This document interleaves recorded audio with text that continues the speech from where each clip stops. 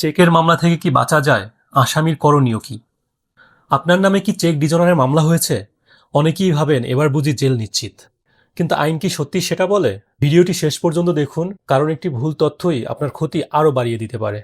প্রথম কথা, মামলা হয়েছে মানে আপনি হেরে গেছেন এমনটা নয়। সবচেয়ে বড় ভুল হলো ভয়ে আত্মগোপন করা অথবা আদালতের সমনকে উপেক্ষা করা। আপনি আগে একজন আইনজীবীর সঙ্গে বসে আপনার মামলার পুরো কাগজপত্র যাচাই করুন। দেখুন আইন অনুযায়ী প্রয়োজনীয় ধাপগুলো অনুসরণ করা হয়েছে কিনা। যদি চেকটি নিরাপত্তা হিসেবে অথবা সিকিউরিটি চেক হিসেবে প্রদান করা হয় অথবা চেকের বিষয়ে আপনার কোনো আপত্তি থাকে, তাহলে সেসব তথ্য প্রমাণ আপনি আপনার আইনজীবীকে প্রদান করুন। আদালতের সমন অথবা নোটিশ কখনোই উপেক্ষা করবেন না। অনেকে আদালতে উপস্থিত না হয়ে নিজের অবস্থান আরও অনেক বেশি দুর্বল করে ফেলেন। অনেক ক্ষেত্রে উভয় পক্ষ আলোচনার মাধ্যমে বিরোধের মীমাংসা করতে পারেন। পরিস্থিতি ভেবে এটি সময়, খরচ ও ঝুঁকি কমাতে সহায়তা করে। সবচেয়ে গুরুত্বপূর্ণ বিষয় হলো প্রতিটি মামলার তথ্য প্রমাণ আলাদা। তাই অন্যের পরামর্শে নয়, নিজের মামলার নথিপত্র দেখে তারপর পরামর্শ গ্রহণ করুন। আপনার নামে কি চেকের মামলা হয়েছে?